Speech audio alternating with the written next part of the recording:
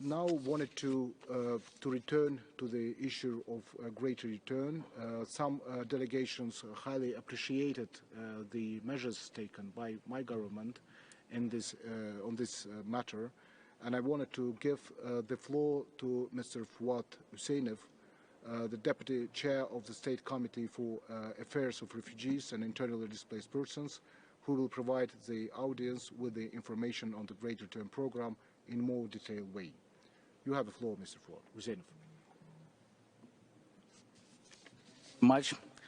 Distinguished Madam Chair, Excellencies, ladies and gentlemen.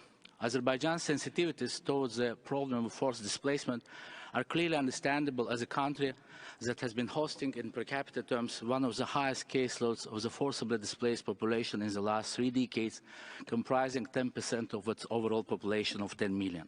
And today, in the aftermath of a 44-day war of 2020 that put an end to this long-standing conflict and not only reinstated territorial integrity of Azerbaijan within its internationally recognized borders, but also created conditions conducive for safe, dignified and voluntary return of the displaced to their homeland, Azerbaijan has entered into a new phase of its historical post-conflict development.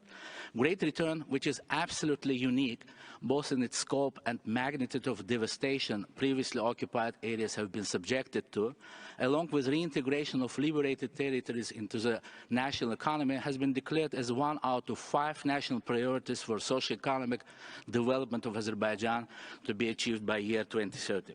In order to ensure implementation of this national priority and as a follow-up to the socio-economic development strategy of Azerbaijan for the next 5 years, the government launched the first ever state program on Great Return to liberated territories of Azerbaijan, enacted by presidential decree last November, which describes a wide range of activities to facilitate reconstruction of Karabakh and East Zangezur regions and progressive return and resettlement of nearly 700,000 IDPs.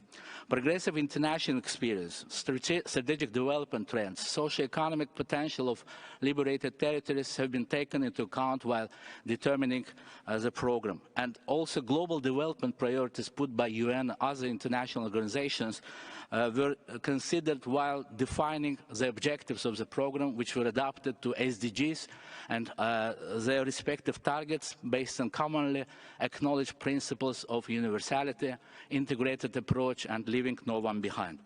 In full conformity with international humanitarian law, prior to return, various intention surveys have been conducted among IDPs by state authorities, independent academic institutions, international organizations, so as to seek their views as regards to eventual return. And as a result, the vast majority of IDPs not only express their desire to return, but also to get actively engaged in rehabilitation and reconstruction activities. Currently, security measures are being undertaken, magnificent infrastructure projects are implemented with emphasis on smart village, smart city and green economy concepts. As an economically developing country seeking steady economic growth, Azerbaijan plans to develop alternative urban areas with the aim of making effective use of available resources to develop settlements in Karabakh and in Zangezur. Hence, the decision to start a pilot project in Zangilan's Agali village as the first ever purposely built smart settlement in Azerbaijan. And this project was based on 5 smart pillars: housing, production, social services, agriculture and sustainable energy, and makes use of modern technologies and best practices brought in by international expertise. Thanks to the tireless efforts taken by the government, life now returns to the areas that have faced unprecedented vandalism in 30 years of military occupation. Implementation of Great Return allowed for a return of more than 5,000 to cities of Lachin and Fizuli and 3 villages, Zabuh, Agali and Talish, and by the end of this year, a total of 7,000 IDPs are planned to be reintegrated to their homeland. Resettlement to the newly built sites is carried out in stages, with the first priority given to those who still live in the most difficult conditions in temporary settlements. And each of the families returning to their homeland provided with houses according to family size and composition, based on drawing lots upon principles of fairness and transparency. In the next 3 years, Azerbaijan is planning to relocate as many as 140,000 IDPs back to their homeland. And in addition to revival of these economic regions, constant resettlement of population and implementation of projects will enable to transform these areas into the most advanced and prosperous region of the country. Along with a great number of IDPs, Azerbaijan harbors also hundreds of thousands of people forcibly expelled from their ancestral homeland in Armenia. And they are organized and advocate for peaceful realization of their right to return in safety and dignity. Restoring justice for displaced population is a solid foundation for any long-term peace and stability in the region.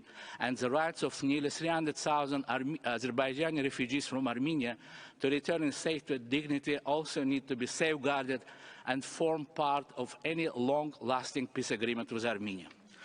In conclusion, I would like to underline that Azerbaijan has successfully completed implementation of its pledges made as the first Global Refugee Forum in 2019 and plans to include, among others, a pledge to ensure safe and dignified return of the displaced to their homeland for the second GRF to take place this December. We are confident that despite such serious challenges like mine contamination and total destruction of infrastructure, Azerbaijan, with the support of the international community, will be in a position in the next years to present a new model of post-conflict rehabilitation and reintegration of the displaced, and will convert lands liberated from occupation, once abandoned and devastated, into a place of real prosperity and fortune. I thank you very much for your attention. Thank you, Mr. Hüseynov. You touch upon one of the issues that's very important in state return program, and the state which is facing is a mining problem. And I would like to give the floor to Mr. Ramil Azizov, representing